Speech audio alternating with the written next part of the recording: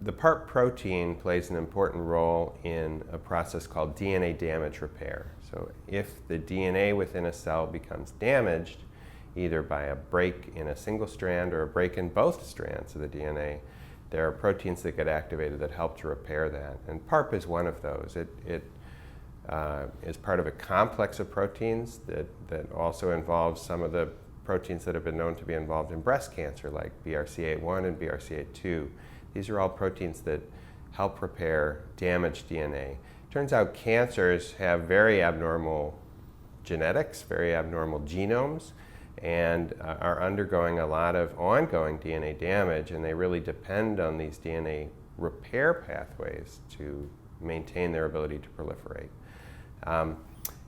Small cell lung cancer has very high levels of PARP. PARP is a protein that is highly expressed in small cell lung cancer. And it turns out that those small cell lung cancers that have high levels of PARP are quite sensitive to targeted inhibitors of PARP. There have been a number of preclinical studies now, really the first of these led by Lauren Byers at MD Anderson Cancer Center, showing that, number one, the PARP protein is overexpressed in small cell, and those tumors tend to be sensitive to PARP inhibitors. Again, these are targeted inhibitors, and there are a number of clinical trials now ongoing, either looking at PARP inhibitors as single agents or combining them with standard chemotherapy. One of the strategies that we're particularly interested in is combining them with DNA damaging agents. These are DNA repair pathways.